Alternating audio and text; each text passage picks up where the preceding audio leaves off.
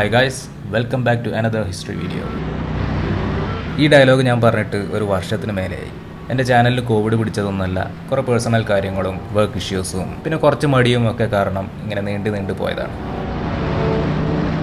ഞാൻ ലാസ്റ്റ് ചെയ്ത history of പനികാലി എന്ന് പറഞ്ഞ വീഡിയോയ്ക്ക് ശേഷം ഞാൻ എൻ്റെ ഇൻസ്റ്റാഗ്രാം പേജിൽ ഒരു പോൾ ഇട്ടിരുന്നു. ഏത് ജാപ്പനീസ് കമ്പനിയുടെ ഹിസ്റ്ററിയാണ് നിങ്ങൾക്ക് അടുത്തതായിട്ട് കാണേണ്ടത് എന്നായിരുന്നു ആ പോൾ. അതിലേറ്റവും അധികം വോട്ട് കിട്ടിയത് യമഹയ്ക്കാണ്. അപ്പോൾ അന്ന് തുടങ്ങിയതാണ് ഈ വീഡിയോയുടെ പണി. ഇപ്പോൾ ഒരു വർഷം എടുത്താണ് ഞാൻ ഈ വീഡിയോ കംപ്ലീറ്റ് ചെയ്യണത്. നിങ്ങളെന്നെ തെറി വിളിക്കരുത്. ഒരു വർഷമൊന്നും വേണ്ടെങ്കിലും ഈ ടൈപ്പ് വീഡിയോസ് ചെയ്യാൻ ഒറ്റ ഇരിപ്പ് ഇരുന്നാൽ തന്നെ അറ്റ്ലീസ്റ്റ് 2-3 ആഴ്ചയെങ്കിലും എടുക്കും ഇതൊന്നും ചെയ്തു തീർക്കാൻ. കാരണം അതിന് മാത്രം research, script writing, data collection, video editing, audio editing ഒക്കെ ഈ വീഡിയോയ്ക്ക് പിന്നിലുണ്ട്. അപ്പോൾ അതൊക്കെ എന്തെങ്കിലും ആവട്ടെ. ഞാനിപ്പോൾ ഇതിൽ ചെയ്യാൻ വിചാരിക്കണത് എങ്ങനെയാണെന്ന് വെച്ചാൽ, ജപ്പാനിലെ ഏറ്റവും ഫേമസ് ആയിട്ടുള്ള 4 മോട്ടോർ സൈക്കിൾ കമ്പനീസാണ് യമഹ, ഹോണ്ട, സുസുക്കി, കവാസാക്കി. ഈ 4 ബ്രാൻഡിൻ്റെയും ഓരോ വീഡിയോസ് വെച്ച് ഒരു സീരീസ് ആയിട്ടാണ് ഞാൻ ചെയ്യാൻ പോകുന്നത്. അപ്പോൾ ഈ വീഡിയോയിൽ യമഹയുടെ ഹിസ്റ്ററിയാണ്. പിന്നെ ഒരു കാര്യം പറയാനുള്ളത്, യമഹയുടെ ഹിസ്റ്ററി പറയുമ്പോൾ ഒരു എപ്പിസോഡിലൊന്നും ഒതുങ്ങുന്ന കാര്യമല്ല. കാരണം യമഹയെ പറ്റി പറയുമ്പോൾ യമഹയുടെ ഹിസ്റ്ററി പറയണം, അവരുടെ ഐക്കോണിക് ആയിട്ടുള്ള പല മോഡൽസ് ഉണ്ട്, അതിനെപ്പറ്റിയെല്ലാം പറയണം, യമഹ ഇന്ത്യയുടെ കഥ പറയണം. അപ്പോൾ ഇതെല്ലാം കൂടി ഒരു എപ്പിസോഡിൽ പറയാന്ന് വെച്ചാൽ നടക്കുന്ന കാര്യമല്ല. ഇതെല്ലാം തന്നെ ഓരോ എപ്പിസോഡായിട്ട് ചെയ്യാനുള്ള അത്രയും കഥകളുണ്ട്. സോ ഈ വീഡിയോയിൽ എന്താണെന്ന് വെച്ചാൽ, യമഹ എങ്ങനെയാണ് ഉണ്ടായത്, അവരുടെ വളർച്ച എങ്ങനെയായിരുന്നു, അവരുടെ ഇമ്പോർട്ടൻ്റ് ആയിട്ടുള്ള കുറച്ച് ബൈക്സ്, പിന്നെ അവരിന്ന് ഇത്രയും വലിയൊരു കമ്പനി ആയത് എങ്ങനെയാണ്, അതാണ് ഈ വീഡിയോയിലുള്ളത്. അപ്പോൾ ഇനി അധികം പറഞ്ഞ സമയം കളയുന്നില്ല.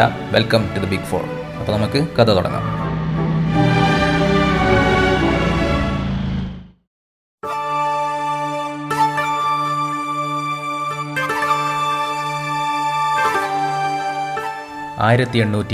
ൽ ജപ്പാനിലെ ഹമമാത്സു എന്ന ഗ്രാമത്തിലെ ഒരു എലമെൻ്ററി സ്കൂൾ. അവിടെ വിദ്യാർത്ഥികൾ പഠിക്കാൻ ഉപയോഗിച്ചിരുന്ന ഓർഗൻ പ്രവർത്തിക്കാതായി. ഈ ഓർഗൻ നന്നാക്കാൻ വഴിയില്ലാതെ സ്കൂൾ അധികൃതർ വിഷമിച്ചു. കാരണം അക്കാലത്ത് ജപ്പാനിൽ വളരെ ദുർലഭമായിരുന്നു ഓർഗൻസ്. യൂറോപ്പിൽ നിന്നും ഇറക്കുമതി ചെയ്ത ഓർഗൻസ് മാത്രമായിരുന്നു അന്നുണ്ടായിരുന്നത്. അവസാനം ഈ ഓർഗൻ നന്നാക്കാൻ ഒരു വഴിയുമില്ലാതെ ഈ സ്കൂൾ അധികൃതർ ഹമമാത്സുവിലുണ്ടായിരുന്ന ഒരു ടെക്നീഷ്യനെ സമീപിച്ചു. ഒരു വാച്ച് മേക്കറും റിക്ഷ ഡ്രൈവറും ഒക്കെ ആയിരുന്ന ആ ചെറുപ്പക്കാരൻ മുമ്പ് ഓർഗൻ കണ്ടിട്ടില്ലെങ്കിലും അദ്ദേഹം ഒന്ന് ശ്രമിച്ചു നോക്കാമെന്ന് സമ്മതിച്ചു.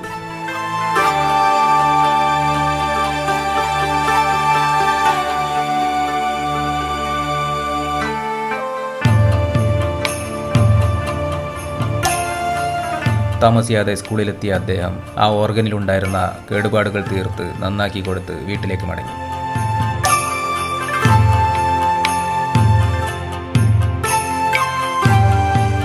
എന്നാൽ വീട്ടിലെത്തിയ അദ്ദേഹത്തിൻ്റെ മനസ്സ് നിറയെ ആ ഓർഗനായിരുന്നു. താമസിയാതെ തൻ്റെ ഒരു കൊച്ചു വർക്ക്ഷോപ്പിലിരുന്ന് പണി തുടങ്ങിയ അദ്ദേഹം 2 മാസം കൊണ്ട് സ്വന്തമായി ഒരു ഓർഗൻ നിർമ്മിച്ചു. ഈ ഓർഗനാണ് ആദ്യ ജാപ്പനീസ് മെയ്ഡ് ഓർഗൻ. എന്നാൽ ഇതുകൊണ്ട് നിർത്താതെ അദ്ദേഹം തൻ്റെ ഓർഗന് ടോക്കിയോ യൂണിവേഴ്സിറ്റിയുടെ അംഗീകാരം ലഭിക്കാൻ വേണ്ടി ടോക്കിയോയിലേക്ക് യാത്ര ചെയ്തു. തൻ്റെ ഭാരിച്ച ഈ ഓർഗൻ ഒരു മുളയിൽ വെച്ച് കെട്ടി അത് ചുമന്നുകൊണ്ടാണ് അദ്ദേഹം യാത്ര തിരിച്ചത്. അദ്ദേഹം കാടുകൾ മുറിച്ചു കടന്ന് മലകൾ കയറിയിറങ്ങി ഏകദേശം 250ഓളം കിലോമീറ്റർ അകലെയുള്ള ടോക്കിയോ യൂണിവേഴ്സിറ്റിയിൽ എത്തിച്ചേർന്നു. പക്ഷേ അവിടെ എത്തിയ അദ്ദേഹത്തെ കാത്തിരുന്നത് വിമർശനങ്ങളായിരുന്നു. ഓർഗനിലുണ്ടായിരുന്ന പോരായ്മകളും പ്രശ്നങ്ങളുമെല്ലാം യൂണിവേഴ്സിറ്റി ചൂണ്ടിക്കാട്ടി. എന്നാൽ അദ്ദേഹത്തിൻ്റെ പ്രതിഭ തിരിച്ചറിഞ്ഞ യൂണിവേഴ്സിറ്റി അധികൃതർ അദ്ദേഹത്തെ ഫ്രീ ആയി അവരുടെ സംഗീത ക്ലാസുകൾ അറ്റൻഡ് ചെയ്യാൻ അനുവദിച്ചു. 4 മാസത്തെ സംഗീത പഠനം കഴിഞ്ഞ് ഹമമാത്സുവിൽ തിരിച്ചെത്തിയ അദ്ദേഹം തൻ്റെ 2ാമത്തെ ഓർഗൻ്റെ പണി ആരംഭിച്ചു.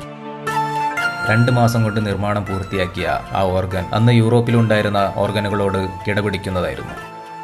താമസിയാതെ 7 ഓർഗനുകളുടെ ഓർഡർ അദ്ദേഹത്തിന് ലഭിക്കുകയും തുടർന്ന് 1887 അദ്ദേഹം നിപ്പൺ ഗാക്കി എന്നൊരു കമ്പനി ആരംഭിക്കുകയും ചെയ്തു. ആ ചെറുപ്പക്കാരൻ്റെ പേരാണ് ടൊറക്കുസു യമഹ.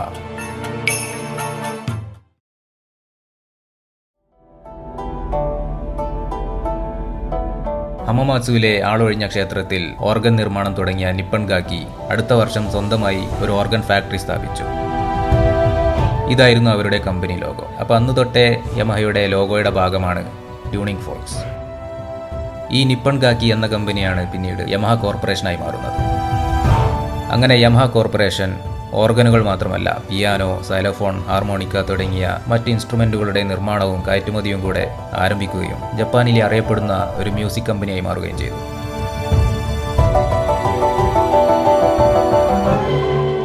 ഇതിനിടെയാണ് രണ്ടാം ലോക മഹായുദ്ധം വരുന്നത്.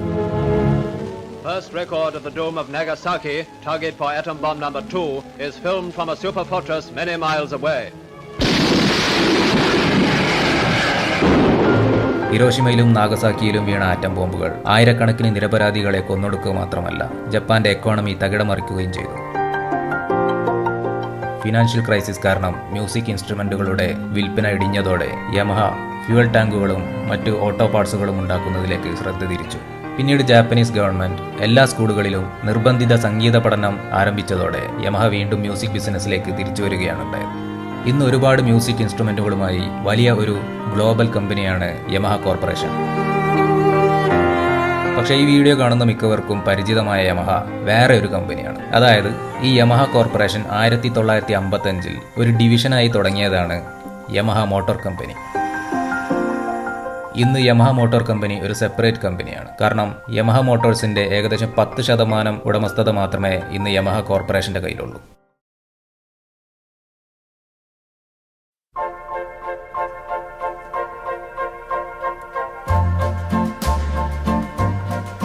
രണ്ടാം ലോക മഹായുദ്ധം കാരണമുണ്ടായ പ്രതിസന്ധി യമഹയെ മറ്റു മേഖലകളിലേക്ക് ശ്രദ്ധ തിരിക്കാൻ പ്രേരിപ്പിച്ചു. ചിലവ് കുറഞ്ഞ ട്രാൻസ്പോർട്ടേഷൻ അതായിരുന്നു യമഹ കണ്ടെത്തിയ ഉത്തരം. യമഹ അവരുടെ പിയാനോകളിൽ ഉപയോഗിച്ചിരുന്ന അതേ മെറ്റൽ ടെക്നോളജി ഉപയോഗിച്ച് അവർ ബൈക്കുകൾ നിർമ്മിക്കാൻ തീരുമാനിച്ചു. 1955 ഓഗസ്റ്റിൽ യമഹ അവരുടെ ചരിത്രത്തിലെ ആദ്യ ബൈക്കായ YA1 പുറത്തിറക്കി. ഒരു യൂറോപ്യൻ കമ്പനിയുടെ എഞ്ചിൻ ഡിസൈൻ കോപ്പി ചെയ്ത് അത് ഡെവലപ്പ് ചെയ്ത് ഉണ്ടാക്കിയ ഒരു 125cc സിംഗിൾ സിലിണ്ടർ എഞ്ചിനായിരുന്നു ഈ ബൈക്കിനുണ്ടായിരുന്നത്. പക്ഷേ ഇതിനുണ്ടായിരുന്ന ഒരു വ്യത്യസ്തത ഇതിന്റെ ഡിസൈൻ ആയിരുന്നു. കാരണം അന്നത്തെ കാലത്ത് ബൈക്കുകൾക്കൊന്നും ഡിസൈനിന് വലിയ പ്രാധാന്യം കൊടുത്തിരുന്നില്ല. അന്നുള്ള ബൈക്കുകളെല്ലാം കറുത്ത നിറത്തിലുള്ളതായിരുന്നു. ഇതിന് വിപരീതമായി യമഹ ഡിസൈനിന് ഇമ്പോർട്ടൻസ് കൊടുത്ത് ഒരു ഡ്യുവൽ ടോൺ കളർ സ്കീമൊക്കെയായി ആരും നോക്കി നിന്നു പോകുന്ന തരത്തിലാണ് YA1 നിരത്തിലിറക്കുന്നത്. ഈ ബൈക്കിനെ ജപ്പാൻകാർ വിളിച്ചത് അക്കട്ടോംബോ എന്നായിരുന്നു. അതായത് റെഡ് ഡ്രാഗൺ ഫ്ലൈ എന്ന് വെച്ചാൽ നമ്മുടെ തുമ്പി. പക്ഷേ യമഹ ബൈക്കുകളെക്കുറിച്ച് ചിന്തിക്കുന്നതിന് മുമ്പ് തന്നെ ജപ്പാനിൽ സാന്നിധ്യമറിയിച്ച ഹോണ്ടയുടെയും സുസുക്കിയുടെയും ബൈക്കുകൾക്കൊപ്പം എത്താൻ യമഹ വളരെ പാടുപെട്ടു. ഇതിന് യമഹ കണ്ട വഴി റേസിംഗ് ആയിരുന്നു. ഈ YA1 ഇറക്കി അതേ വർഷം തന്നെ യമഹ ജപ്പാനിലെ അന്നത്തെ ഏറ്റവും വലിയ റേസിംഗ് ഇവന്റായിരുന്ന മൗണ്ട് ഫ്യൂജി ഹിൽ ക്ലൈംബ് എന്ന റേസിൽ പങ്കെടുത്തു. ഈ ആദ്യത്തെ റേസിൽ തന്നെ കപ്പടിച്ചതിന് പിന്നാലെ അടുത്ത ഇവന്റായ അസാമ വോൾക്കാനോ റേസിംഗിൽ കൂടെ കിരീടം നേടി യമഹ അവരുടെ വരാനിരിക്കുന്ന റേസിംഗ് ഹിസ്റ്ററിക്ക് തറക്കല്ലിട്ടു. ഈ 2 റേസുകളോടെ ജപ്പാനിലെ മോട്ടോർ സൈക്ലിംഗ് സീനിൽ അറിയപ്പെടാൻ തുടങ്ങിയ യമഹ 1955 അവസാനമായപ്പോഴേക്കും 274 ജോലിക്കാരുമായി ഒരു മാസത്തിൽ 200 ബൈക്കുകൾ നിർമ്മിക്കാൻ കപ്പാസിറ്റിയുള്ള ഒരു കമ്പനിയായി മാറി. YA1ന്റെ സക്സസിന് ശേഷം യമഹ 1956 YD1 അവതരിപ്പിച്ചു. YA1 ഒരു 125cc ബൈക്കായിരുന്നെങ്കിൽ ഈ YD1 ഒരു 250cc ട്വിൻ സിലിണ്ടർ ബൈക്കായിരുന്നു. മാത്രമല്ല YA1 ഒരു യൂറോപ്യൻ കമ്പനിയുടെ കോപ്പിയായിരുന്നെങ്കിൽ YD1 ഒരു കംപ്ലീറ്റ്ലി ജാപ്പനീസ് ഡിസൈൻഡ് ബൈക്കായിരുന്നു. അങ്ങനെ YD1ലൂടെ മറ്റൊരു സക്സസ് സ്റ്റോറി ക്രിയേറ്റ് ചെയ്ത യമഹ ഈ 2 ബൈക്കുകളും മറ്റു രാജ്യങ്ങളിലേക്ക് എക്സ്പോർട്ട് ചെയ്യാൻ തുടങ്ങി.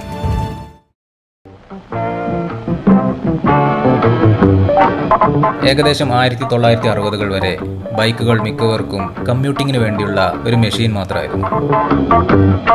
എന്നാൽ 1960കളിൽ ബൈക്കർമാരെ കുറിച്ചും ബൈക്കർ ഗാങ്സിനെ കുറിച്ചും ഒക്കെ ആയിട്ട് ധാരാളം ഹോളിവുഡ് മൂവീസ് വരാൻ തുടങ്ങി. ഇതിൽ മിക്കതും കുറെ മസാലയൊക്കെ ചേർത്ത് ബൈക്കിംഗ് ഒരു മഹാസംഭവമാക്കി കാണിച്ചുകൊണ്ടുള്ള സിനിമകളായിരുന്നെങ്കിലും ഇതിന്റെ എല്ലാം ഒരു മെയിൻ തീം എന്തായിരുന്നു വെച്ചാൽ നമ്മുടെ ഹീറോ അല്ലെങ്കിൽ ഹീറോയുടെ ബൈക്കർ ഗാങ് എപ്പോഴും റെബൽസ് ആയിരിക്കും. അതായത് സൊസൈറ്റിയുടെ റൂൾസ് ഒന്നും കെയർ ചെയ്യാതെ സ്വന്തം ഇഷ്ടത്തിന് ജീവിക്കുന്ന റെബൽസ്. അപ്പൊ ഈ ടീനേജേഴ്സിന്റെ ഒക്കെ ഒരു മെയിൻ ആണല്ലോ ഈ റെബല്യൻ എന്ന് പറയുന്നത്.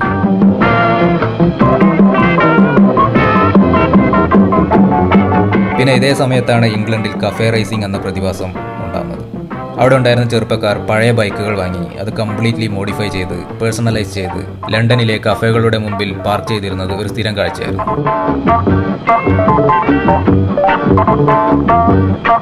അപ്പോൾ ഇതൊക്കെ കണ്ട് ത്രില്ലടിച്ച ടീനേജേഴ്സും മറ്റും കൂടുതലായി ബൈക്കിങ്ങിലേക്ക് വരാൻ തുടങ്ങി. അങ്ങനെ ഇതൊക്കെ കാരണം ബൈക്കുകളുടെ ഇമേജ് മാറാൻ തുടങ്ങി. ജസ്റ്റ് പോയിന്റ് എയിൽ നിന്ന് പോയിന്റ് ബിയിലേക്ക് പോകാനുള്ള ഒരു മെഷീൻ എന്നത് മാറി ബൈക്കുകൾ ഒരു ലൈഫ് സ്റ്റൈൽ ആക്സസറിയായി മാറി. ആ കാലഘട്ടത്തിലാണ് ഇന്നുള്ള പല ബൈക്കിംഗ് കൾച്ചറുകളും ജന്മം കൊള്ളുന്നത്. അപ്പോൾ ഞാനിതൊക്കെ പറയാൻ കാരണം യമഹയുടെ അടുത്ത സൂപ്പർ ഹിറ്റ് ബൈക്കായ DT1 പറ്റി പറയാൻ വേണ്ടിയിട്ടാണ്. കാരണം കറക്റ്റ് സമയത്താണ് യമഹ ഈ ബൈക്ക് ഇൻട്രൊഡ്യൂസ് ചെയ്തത്. ജപ്പാന്റെ ആദ്യത്തെ സ്ക്രാംബ്ലർ ബൈക്കാണ് ഈ DT1. നല്ല അടിപൊളി ഡിസൈനും എവിടെ വേണമെങ്കിലും ഓടിച്ചുകൊണ്ട് പോകാം എന്നുള്ള കോൺഫിഡൻസ് തരുകയും ചെയ്ത ഈ ബൈക്ക് അമേരിക്കയിലും ജപ്പാനിലും ഒരു വലിയ ഹിറ്റായി മാറി. ഈ ബൈക്കിന്റെ ഓരോ പാർട്ടും വളരെ ഡീറ്റെയിൽ ആയിട്ടാണ് യമഹ ഡിസൈൻ ചെയ്തത്. ഉദാഹരണത്തിന് ഇതിന്റെ പേൾ വൈറ്റ് ഫ്യൂൽ ടാങ്കിന്റെ പെയിന്റ് ക്രിയേറ്റ് ചെയ്തത് ആക്ച്വൽ പേളിന്റെ ഷെല്ല് പൊടിച്ചിട്ടാണ്. പിന്നെ 3 കോട്ട് പെയിന്റിങ്ങും 2 പ്രാവശ്യം ബേക്കിങ്ങും ഒക്കെ ചെയ്തിട്ടാണ് ഇതിന്റെ ടാങ്കിലുള്ള ആ ചെറിയ പിൻ സ്ട്രൈപ്പ് വരെ യമഹ ചെയ്തിരുന്നത്. അത്രയ്ക്ക് അറ്റൻഷൻ ടു ഡീറ്റെയിൽ കൊടുത്ത് യമഹ കൊണ്ടുവന്ന ബൈക്കാണ് DT1. DT1 താമസിയാതെ അമേരിക്കയിൽ ഒരു സൂപ്പർ ഹിറ്റായി മാറുകയും അവിടെ ഒരു ഓഫ് റോഡ് മാനിയ തന്നെ ക്രിയേറ്റ് ചെയ്യുകയും ചെയ്തു. 1973 യമഹ കൊണ്ടുവന്ന ബൈക്കാണ് യമഹ RD350. ഇനി ഇത് കേട്ട് 73-ലല്ല 83-ലാണ് RD350 ഇറങ്ങിയെന്ന് ടൈപ്പ് ചെയ്യാൻ കമൻറ്റ് സെക്ഷനിലേക്ക് ഓടണ്ട. RD350 പറ്റി മിക്കവർക്കും അറിയാത്ത കുറേ കാര്യങ്ങളുണ്ട്. അപ്പോൾ നമുക്ക് ഹിസ്റ്ററി ഒന്ന് പോസ് ചെയ്ത് നമുക്കൊരു 10 വർഷം ഫോർവേഡ് അടിക്കാം.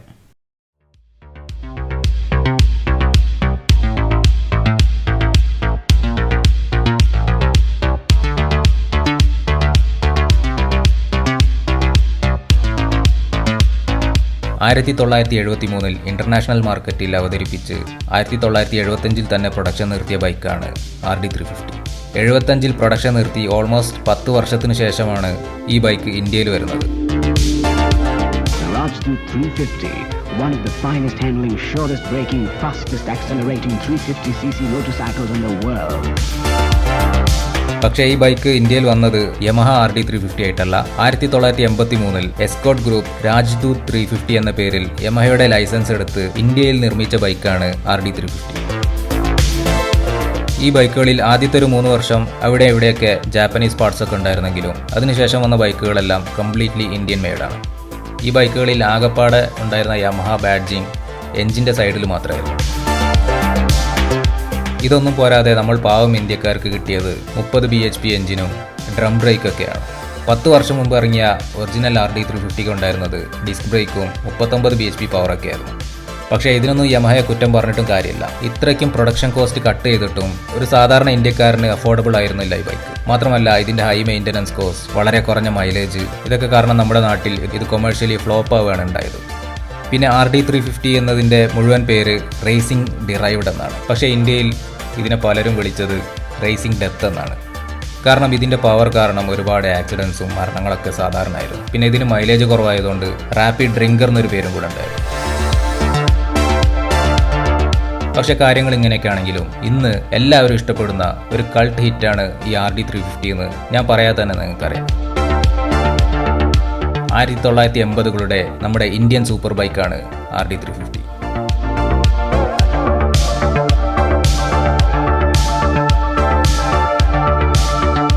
ഓക്കെ, ഇനി യമഹ ഹിസ്റ്ററിയിലേക്ക് തിരിച്ചു വരാം. 1970-കളിൽ XT500, XS 750 തുടങ്ങിയ ബൈക്കുകളുമായി യമഹ ലോക വിപണിയിലെ മുന്നിൽ നിൽക്കുന്ന ബ്രാൻഡുകളിൽ ഒന്നായി മാറി. ക്രൂസർ ബൈക്കുകളുടെ രാജാക്കന്മാരായ ഹാർലി ഡേവിഡ്സനെയും ഇന്ത്യനെയും ഒക്കെ ഞെട്ടിച്ചുകൊണ്ട് യമഹ 85-ൽ ഇറക്കിയ ബൈക്കാണ് യമഹ VMAX.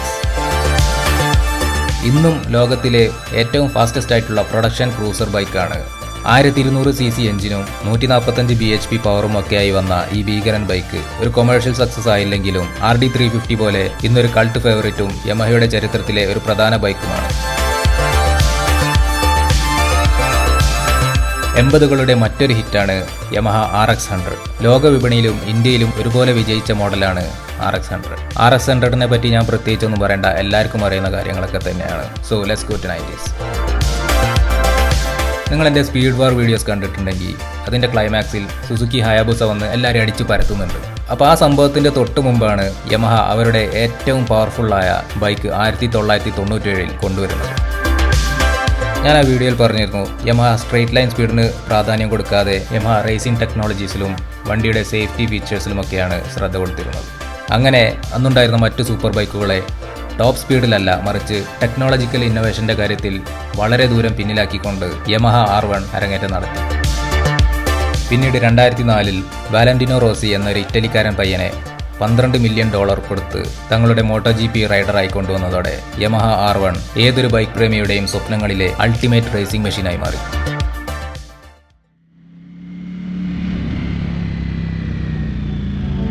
ഒരു ശരാശരി ബൈക്ക് ലവറിൻ്റെ ബെഡ്റൂമിലും ഫോണിലൊക്കെ വാൾപേപ്പറായിട്ട് മിക്കവാറും ഒരു സ്പോർട്ട് ബൈക്ക് ആയിരിക്കും ഉണ്ടാകുക. ഫെയറിംഗ് ഒക്കെ വെച്ച് നല്ല എയറോഡൈനാമിക് ഡിസൈനൊക്കെ ആയി ഏതെങ്കിലും ഒരു സ്പോർട്ട് ബൈക്ക് ആയിരിക്കും മോസ്റ്റ്ലി നമ്മുടെയൊക്കെ ഡ്രീം ബൈക്സ്.